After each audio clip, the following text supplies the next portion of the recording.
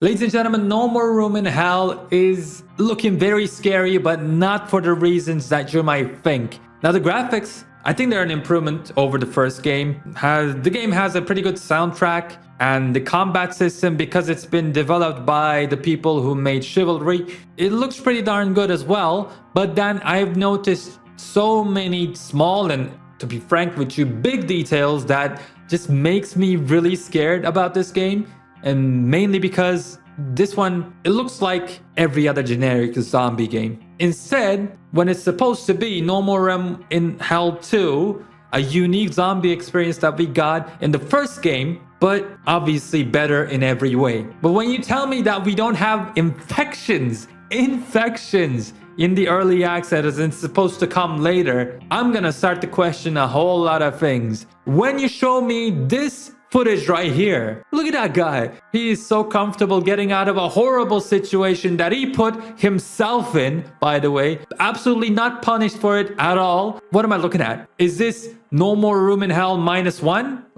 No, like, we're supposed to be moving forward. When I look at the ammo types and them being dumbed down, getting names such as pistol ammo, light ammo, heavy ammo, whatever. When I look at the maps and you're running, trying to fix circuit boards and it looks like Among Us more than anything else. And I don't know, that's what you do in the building.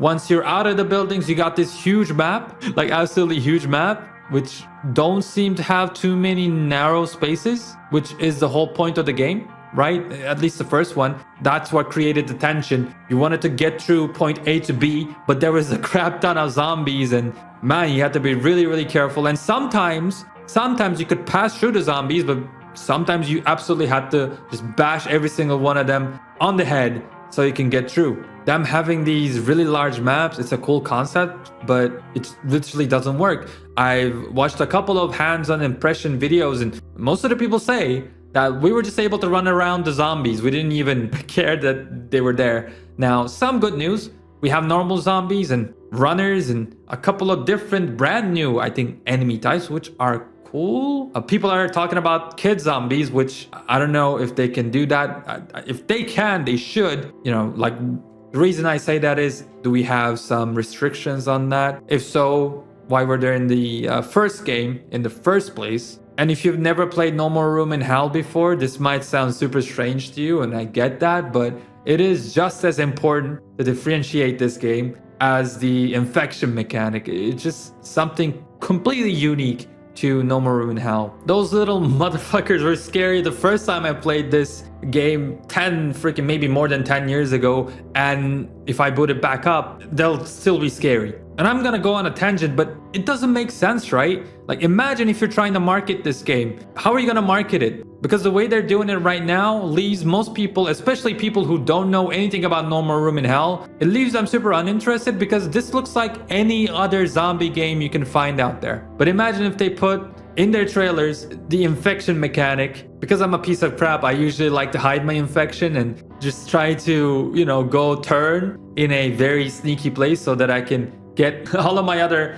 teammates killed, you know, as many as possible. I'm not sure if I'm the only one doing this, but come on, it's like the most fun thing to do in No More Room in Hell. Like, you could have put something like that in the trailer. That would be way more memorable than just bashing a zombie in the head, which you can do in Dying Light, freaking Dead Island, and again, every single other zombie game. Having a kid zombie just running towards you, you know, in the trailer, that would be something memorable. I don't know if it would make people buy the freaking game, but they were like, oh shit, it's the game with the zombie kids. Like, it would make it different. That's how you sell stuff. Then what gives me a super bad taste is you have this leveling system. Every single time you know, don't die and finish a level, you can go ahead and upgrade your character with perks and stuff. And the whole gameplay loop really just feels like a base layer that you can then add microtransactions onto, which is a super dangerous idea anyways. Many AAA studios get wrecked trying to do stuff like this. So as an indie studio with not too many shots in your chamber,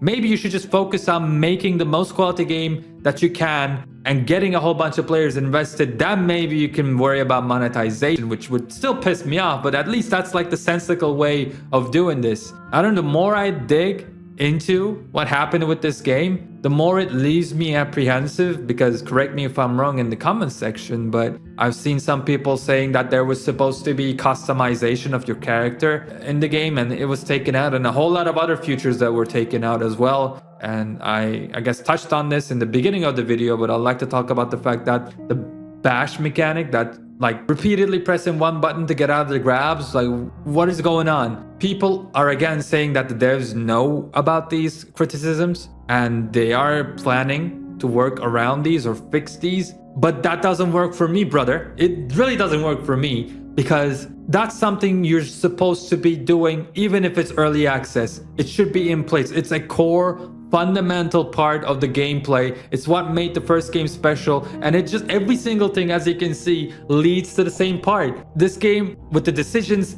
that has been made for it in the past 1 or 2 years, have been just gutted right through the stomach, and the soul has been taken away. That's how it feels like. Seriously, just pressing a button multiple times to get out of a grab that stun locks you. I'm not even sure if you get stun locked into one of those grabs, can the other zombies grab you or something like that? Plus it feels super cheap, and it feels straight up like we're back in the PS3 era. And there is one other aspect that I need to talk about that worries me even more than these, because maybe these can change, right? And I'm gonna talk about it in a second, but the last thing I want to mention about the creative direction and the philosophy of this game that worries me is the UI. I've seen a lot of people talk about it. The most hated part of it is the red dots that you can see that points you to whichever direction that you need to go for your objective, while you still have your compass, by the way.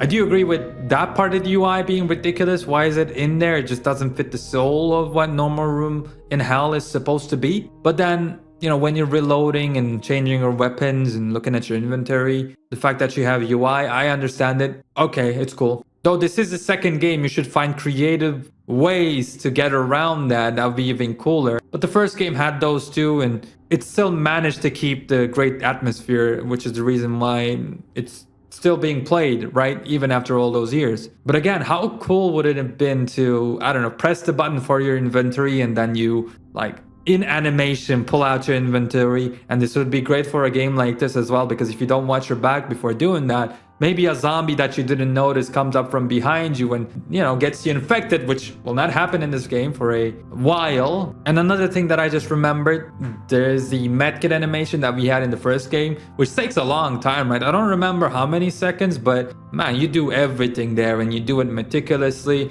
and it gives you a lot of health, and rightfully so. It makes a lot of sense for the first game. In this game, the animation is way shorter, and I think it heals you fully. Again, early access, so I cannot just nuke the game because of this, but I don't know, you already have a successful formula, but it feels like instead of doing the exact same formula and then building on top of it for the second game, you're taken away from the formula itself, and it just doesn't make any sense to me. It just doesn't make sense. One other thing that doesn't make sense is the performance of this game, and this might be like the biggest reason why they're releasing this game on Steam as an early access as opposed to a full title. But when I think about it, yeah, this might be one of the biggest, but the biggest reason is, of course, they had to redo development and all that. So it shows. It really shows. We're getting only one map, one game mode, and we're getting no mod support, by the way. That's another crazy thing. That's another reason why this game is scary, but not in the way you think. One of the coolest things about the first game is you're in a building,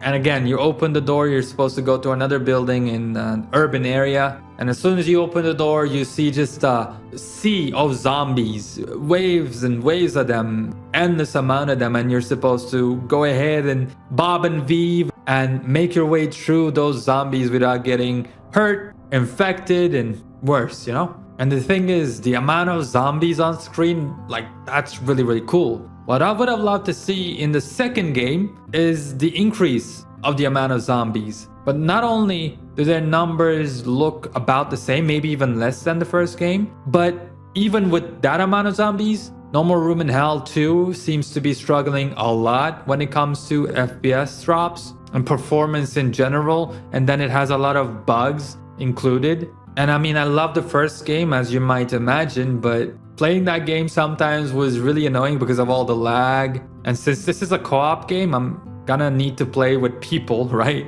on the internet. And imagine all these issues alongside the lag. We'll see how they manage to fix the performance issues, or if they will do it at all. But when it first comes out in early access, I don't think it's gonna be a smooth ride for many of the players. And keep in mind, the first game has been out for so many years now. That means even with a potato PC, you can pretty much run it. The second game is gonna be a different story. And it also brings the question up of, what if I wanted to see more zombies, right?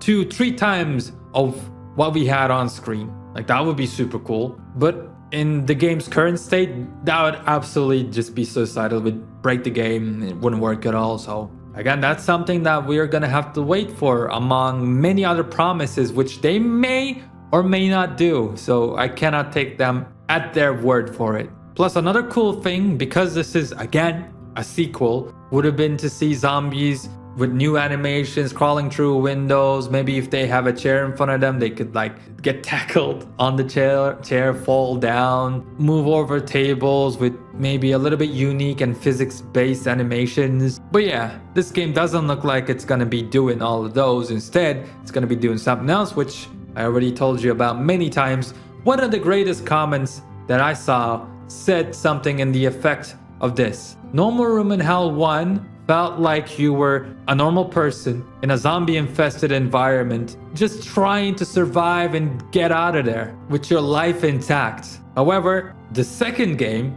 feels like you're a member of the Umbrella Corps or something, or a special SWAT team doing an operation, a mission, instead of desperately trying to survive. And so far, from everything that I've seen, after finishing the first map maybe 1 or 2 times, that's what this game is gonna turn into for real. But I guess the silver lining, if there is one, is the fact that this game will be early access, and the original game has been supported even up to the June of this year. So if we can expect that type of longevity, then maybe we can see a comeback. But I honestly feel like once this game releases on early access, at least, it is gonna underwhelm a lot of people. But I hope I'm wrong. I genuinely do. But what do you think about everything that you've seen when it comes to No More Room in Hell 2? Let me know down in the comments. Thank you for your time, and I'm getting out of here.